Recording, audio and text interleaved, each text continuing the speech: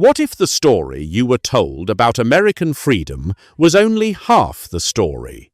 Every year, millions of people celebrate the 4th of July with fireworks and pride, toasting the birth of a nation built on the idea that all men are created equal, that liberty is a God-given right, and that no empire in the world can take it away.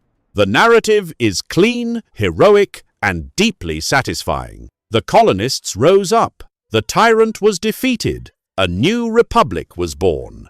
But history, as it always does, has a habit of hiding its most interesting chapters in places we forget to look. Because here is the question that most history textbooks quietly skip over.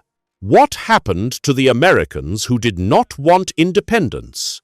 What became of the roughly 1 in 4 colonists who looked at the revolution and said, "No, not for me"? They had a name. They were called Loyalists. And their story is one of displacement, survival, reinvention, and, depending on how you choose to see it, either profound loyalty or catastrophic miscalculation. Their story does not fit neatly into the founding mythology of the United States. And perhaps that is exactly why it deserves to be told. To understand the Loyalists, you first have to understand the world they lived in. The mid-18th century British Empire was the most powerful political entity on Earth. It commanded the seas, dominated global trade, and had just finished humiliating France in the 7 Years' War. When you looked at the map of Jushin and Nut, Britain was not a declining power bracing for collapse. It was the undisputed hegemon of the Western world. Betting against it was not simply an act of political dissent. It was, by any rational calculation, a very risky gamble.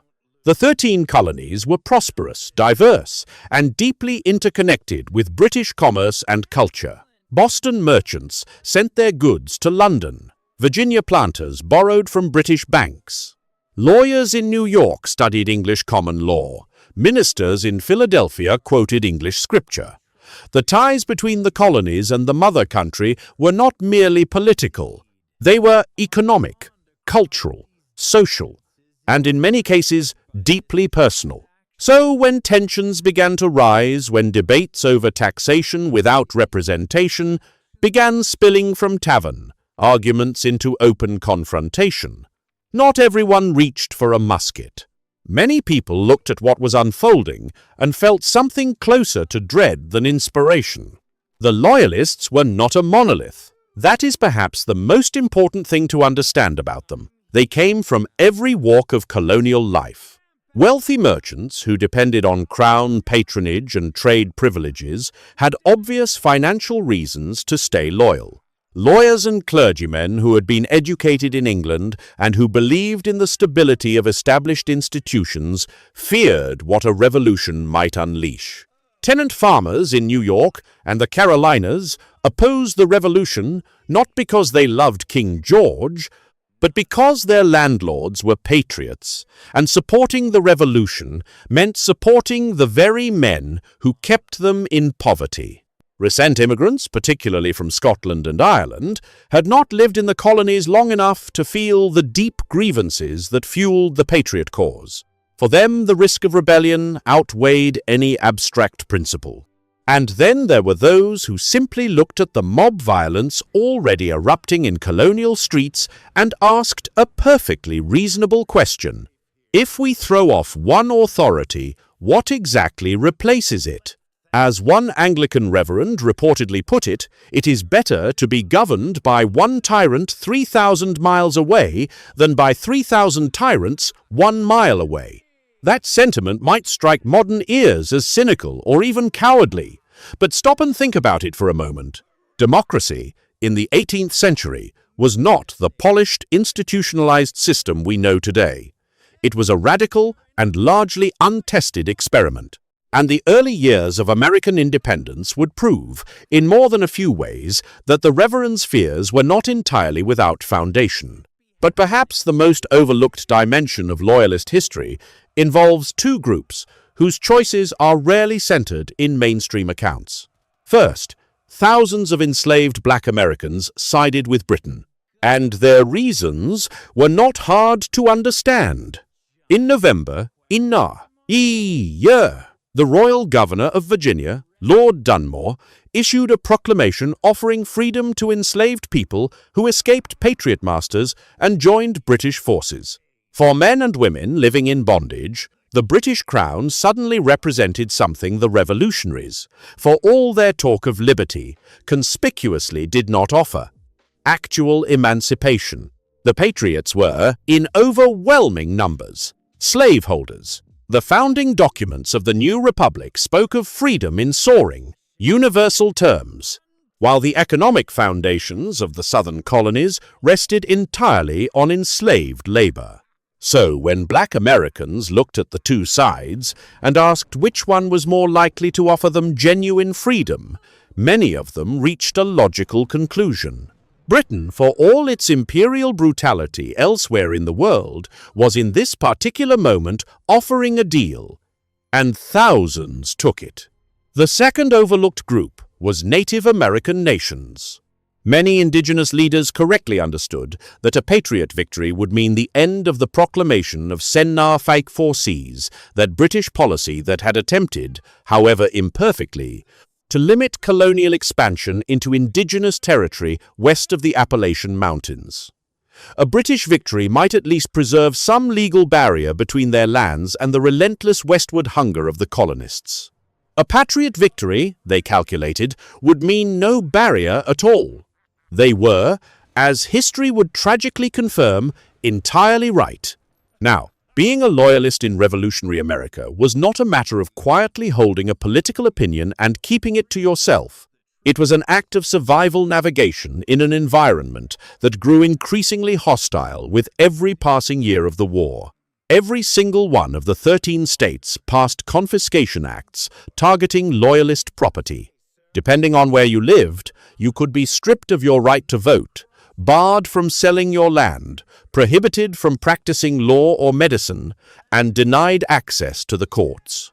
The legal system of the new republic, built on the rhetoric of liberty, systematically erased the civil existence of those who disagreed with it. But the legal threats were, in some ways, the least of it. Far more dangerous were the extrajudicial committees, groups of patriot vigilantes who roamed cities and countryside with the self-appointed authority to enforce revolutionary loyalty. These so-called committees of safety would confront suspected loyalists and demand they sign an oath renouncing the king.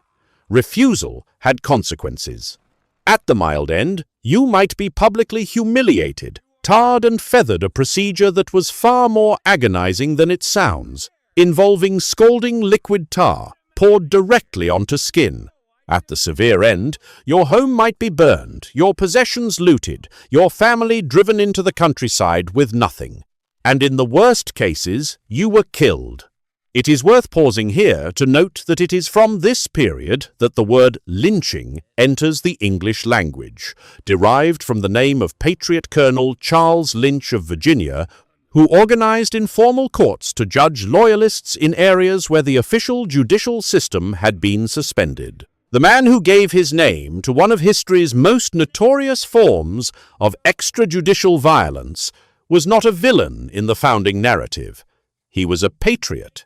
The war itself stretched across 8 brutal years, from Senna Fambieresaigu to Senna Fambieresaigu. It was not a clean, decisive campaign. Cities changed hands. British forces occupied Boston, then abandoned it. Occupied New York, held it for years. Took Philadelphia, then retreated. In the South, the war devolved into a vicious guerrilla conflict in which patriot and loyalist militias terrorized each other and the civilian population alike. The British Empire held the major port cities with relative security, but the vast American interior was beyond its effective control, and that strategic reality would ultimately prove fatal to the loyalist cause. In October, Senania Piensi, a British army under Lord Cornwallis found itself trapped on the Virginia Peninsula at Yorktown, besieged simultaneously by American and French forces. The surrender that followed did not technically end the war, but it broke the political will to continue it. Back in London, Parliament voted to cease all offensive operations in the colonies.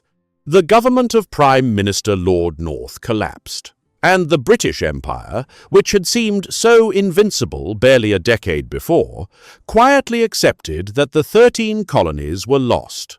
For the Loyalists, the news arrived with a particular kind of devastation. The crown, to which they had pledged allegiance, in many cases at enormous personal cost, had simply walked away. The formal peace settlement, the Treaty of Paris, was still months away, and its terms remained uncertain. Would their confiscated properties be restored? Would their civil rights be reinstated? Would the new American Republic offer any path back to the lives they had lost? The answer, as it emerged through the treaty negotiations, was essentially no. The treaty included vague language recommending that the states consider restoring Loyalist property and ceasing further persecution, but it contained no enforcement mechanism. The individual states were free to ignore the recommendation entirely, and most of them did. Political persecution actually intensified after the ceasefire. With courts reopened and the wartime chaos subsiding, the legal machinery for expropriating Loyalist property and erasing Loyalist civil status began operating more efficiently than ever. The choice facing Loyalists who had not already fled was stark. They could remain in the new United States, keep their heads down, swear allegiance to the Republic, and pray that time would eventually soften the hostility around them. Or they could leave, abandoning whatever remained of their homes, businesses, and communities, and seek the protection of the empire they had served. Somewhere between 60 and 80,000 people chose to leave. Britain, to its credit, organized an extraordinary logistical operation to accommodate them. Dozens of relief fleets, hundreds of ships, were assembled at the 3 remaining British-held cities, New York, Charleston, and Savannah. A Loyalist Claims Commission was established to evaluate compensation requests from those who had lost property. The process was imperfect, underfunded, and often agonizingly slow. But it was a genuine attempt to fulfill an obligation to people who had risked and lost everything in the Crown's service. The great Loyalist exodus unfolded in waves throughout. 三那把海拔直你 under 三那把海拔直三 Tens of thousands made their way to the embarkation points, often traveling through hostile territory, risking robbery and violence as they moved. Memlis who had been prosperous, colonial citizens arrived at the docks with whatever they could carry. On Sengnan, Fairfen 1724, the final evacuation fleet departed New York Harbor, marking the official end of British military presence in American cities. When the full count was taken, roughly 1 in every 30 Americans had left the country. The largest number, approximately 40,000, settled in the maritime provinces of British Canada, Nova Scotia, and the territories that would become New Brunswick and Ontario. This migration transformed Canada in ways that cannot be overstated. The existing British-Canadian population at the time numbered only around Julochman people, and the majority of them were French-speaking, with their own distinct legal traditions and cultural identity. The sudden arrival of tens of thousands of English-speaking, British-identifying refugees created enormous demographic and political pressure. The early years were brutal. Land grants were promised but often slow to materialize. Supplies were inadequate. The first winters claimed lives. There was banditry, disease, and the grinding poverty of people, building from nothing in unfamiliar territory. In some areas, the Loyalist settlers found themselves living under French civil law, which many of them found deeply objectionable. The tension eventually led to the creation of 2 new provinces, New Brunswick, carved from Nova Scotia, and Upper Canada, which would later become Ontario, specifically to provide the Loyalists with political and legal structures they recognized. The mark they left on Canada endures in surprising ways. The flag of New Brunswick depicts one of the relief ships that carried Loyalists from New York. In the 9 by face, Nan Pia Pa Seis, Nan Pya Pa Sings, established what remains Canada's only hereditary honorific title, the designation UE for United Empire, appended to the names of those who had served the Crown during the Revolution. And in Ontario, descendants of Loyalist families can still obtain a special license plate celebrating their heritage. But here is where the history becomes more complicated and more uncomfortable to sit with, because not all Loyalists were treated equally by the empire they had served. The Black Loyalists, who emigrated to Canada, received the worst land grants, rocky, infertile plots in areas that white settlers had rejected. They received the fewest supplies. They faced the full weight of a racism that, while technically distinct from formal enslavement, pressed heavily enough on their daily lives that the distinction sometimes felt academic. The freedom they had been promised in exchange for their loyalty to Britain was real enough in legal terms. In practical terms, it often felt like a different kind of captivity. The situation deteriorated so badly that the Black Loyalist community eventually petitioned Britain for a second resettlement.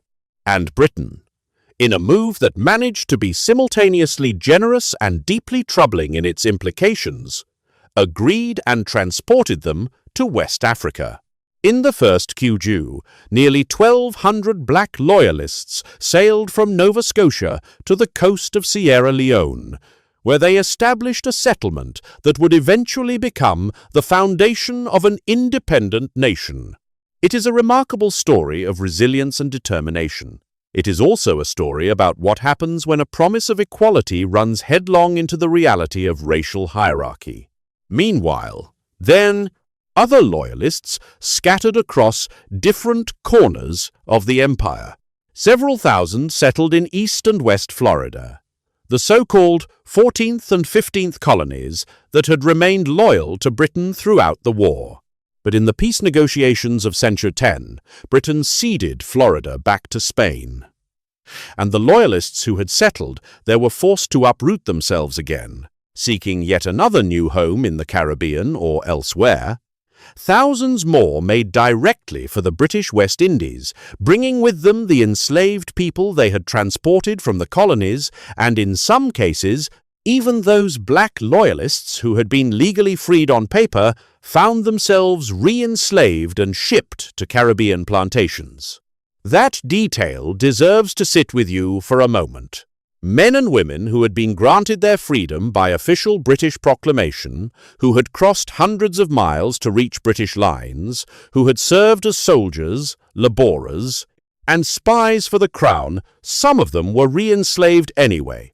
The empire that had promised freedom as a strategic incentive had no mechanism, and in many cases no real intention, to guarantee that freedom against the economic interests of the planter class. The gap between the empire's rhetoric and its practice was, in this respect, catastrophic. And then there were those who stayed. Roughly 500,000 Loyalists remained in the United States after the Revolution. They had no organized political voice, no protection, and no alternative but to adapt.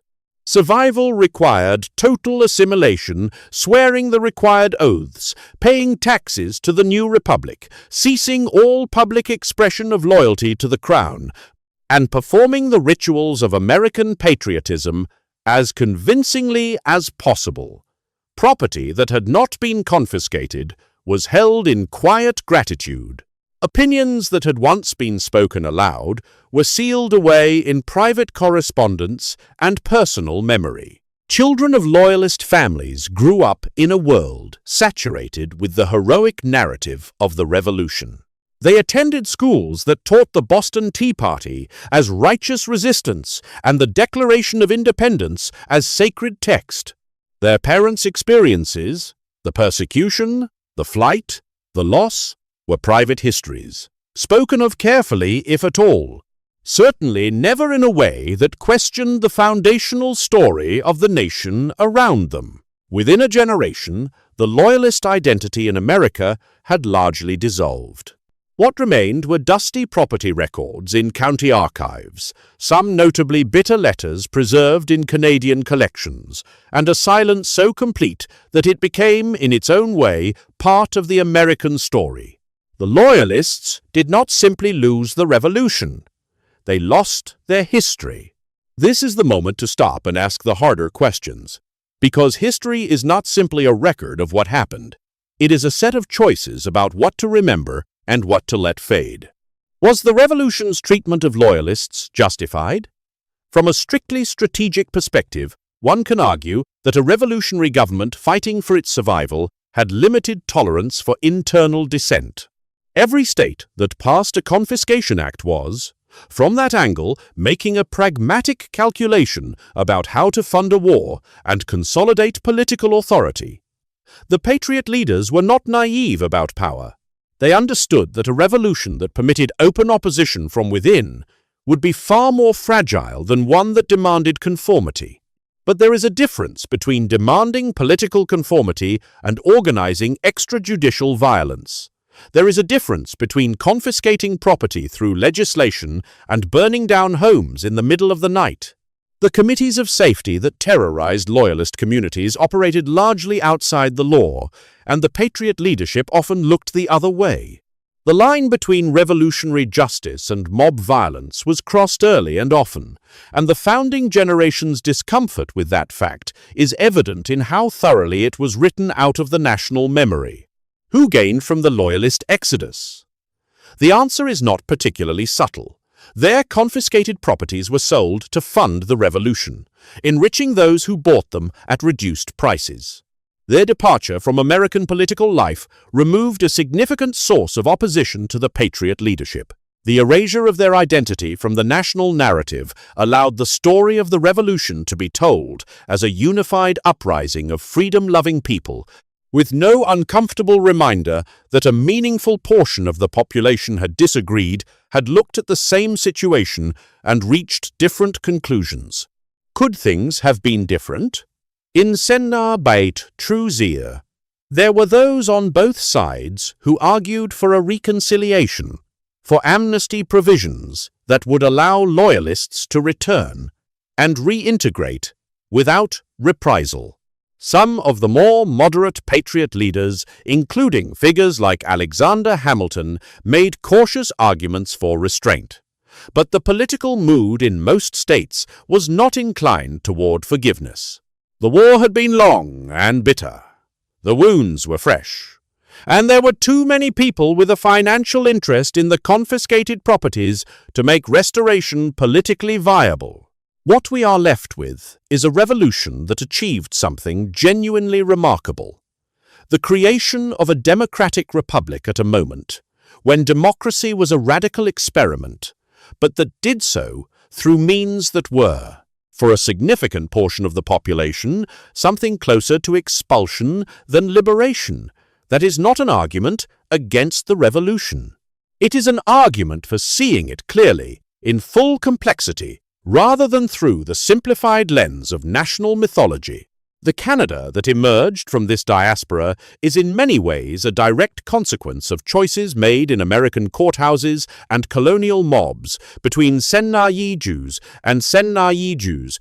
The political culture of English Canada, its particular blend of deference to established authority and skepticism of revolutionary fervor, its relationship to the British Crown, its legal traditions and constitutional arrangements, all of it was shaped in significant part by people who had been on the losing side of an argument about whether empire or independence was the better bet. Sierra Leone exists partly because a promise of freedom was made to black soldiers and then imperfectly, incompletely kept. New Brunswick's flag carries the image of a ship that represented flight as much as freedom. Ontario's roads are driven by people with license plates that declare a loyalty most of them can barely explain. History leaves traces in the strangest places. And what does any of this have to do with the world we live in now? Perhaps more than is comfortable to admit. Every political upheaval produces its loyalists. People who, for reasons of self-interest, genuine conviction, or simple fear of the unknown, choose the side that history will call wrong. Every revolution rewrites its own origins, emphasizing the heroism of those who chose correctly and quietly, erasing those who did not. Every nation-state builds its identity on a story of itself. That is, by definition, incomplete. The Loyalists of the American Revolution were not, in the main, villains. They were people navigating an extraordinarily uncertain moment with the information they had, the interests they possessed, and the fears they carried. Some of them were motivated by greed, some by genuine political conviction, some by the simple desire to protect their families from violence. Some were enslaved people who made a rational calculation about which side was more likely to offer them freedom. The spectrum of human motivation that produced the Loyalist movement was no different, in its fundamental complexity, from the spectrum that produced the Patriot movement. What distinguishes them in the historical record is not the quality of their character, but the outcome of the conflict in which they chose sides. There is something worth sitting with in that observation. The history we inherit is always, in part, the history written by those who won. The heroes and the villains, the martyrs and the traitors, the visionaries and the reactionaries, these categories are assigned after the fact, by the survivors. The Loyalists were not allowed to write their own chapter in the American story. That chapter was written for them, mostly by their absence. Somewhere in the Canadian Maritimes, there are people who carry the UE designation after their names, a small encrypted reminder of a loyalty that cost their ancestors everything. Somewhere in Sierra Leone, the descendants of people who crossed an ocean twice in search of a freedom they were promised and only partially given are living in a country that exists partly because of that broken promise. And somewhere in the United States, there are families whose oldest members can remember, if they choose to, that their great-grandparents were on the other side. That the founding story is not quite as unanimous as the textbooks suggest. History is rarely as clean as the stories we tell about it. The American Revolution was a genuine achievement of political imagination and human courage. It was also a civil war, a displacement crisis, and in some of its episodes, something uncomfortably close to a reign of terror. Both of those things are true at the same time. That is not a paradox to be resolved. It is a complexity to be carried. The Loyalists did not win, but they did not simply disappear either. They built provinces, crossed oceans, founded cities, and left behind a set of questions that their descendants are still, in their own ways, wrestling with. What does loyalty mean when the institution you serve abandons you? What does freedom mean when it is offered conditionally? What do we owe the people history decides to forget? Perhaps those are questions without final answers. Perhaps that is exactly the point. The past has a habit of pressing against the present in ways we do not always notice. And the stories we choose not to tell have a way of insisting, eventually, on being heard.